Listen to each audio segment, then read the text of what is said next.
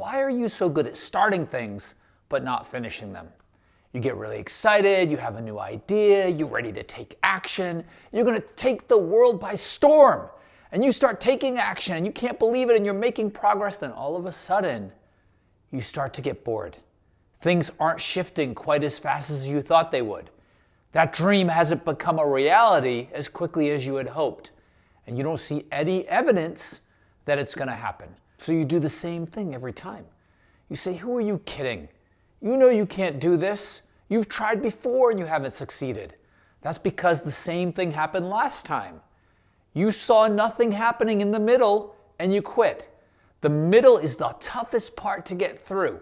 But if you don't get through the middle, you never get to the dream. You never get to the goal. You always go back to the starting line. And you don't start right away. You actually sit on the sidelines for a little while and you just think, this isn't for me. Then you build up enough confidence to get back to that starting line. And you say, this time it's going to be different. And you have all that excitement and that energy to go for what you want again. And you do. And then you get stuck in the middle again. And you never get to having what you want. It's kind of like going to the airport. Before you go to the airport, you plan your trip out. You're going to Hawaii or you're going to Egypt or wherever you're going, somewhere really cool and interesting. You're so excited. Oh my God, this is going to be amazing. You pack your bag. You tell all your friends you're going. Your phone's fully charged up. You already got your new outfits.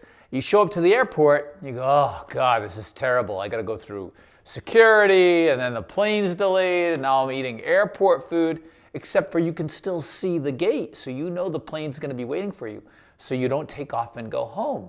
But in life, you do all that work. You get through security, you go into the area where you're waiting for the plane, but before that plane takes off, you head home and you never get to that trip. Get on that plane, go on that trip. You need to go for what you want in life and actually see that you can have it. And once you understand that that middle is just something to get through, you'll be able to get through it many more times in other areas of your life. All you need to do is get through it once. And then you learn something about yourself. You learn that you're capable of getting through that middle. And you're not afraid that that middle is danger. Because how often do we look at that middle as danger? We go, oh no, I've made a huge mistake. I've wasted all this time. I'm not going to have enough money to survive. I'm not going to be able to do this thing that I want. I'm going to be embarrassed. I'm going to be judged. All of that fear because you haven't seen the results yet.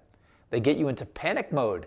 They get that crocodile brain kicking in, the one that's looking for survival over your shoulder all the time. That's an old habit that's built deep and hardwired into our brains.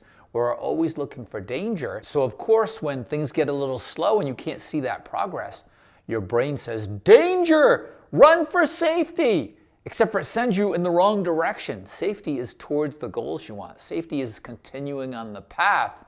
So someday you're not looking back with regret. Safety is not playing it safe because that is going to fill you with all sorts of resentment, regret, depression. I'm not good enough. You can't go back to the finish line over and over again. You don't want to keep starting the race. You want to finish the race, and you finish the race by living through the middle.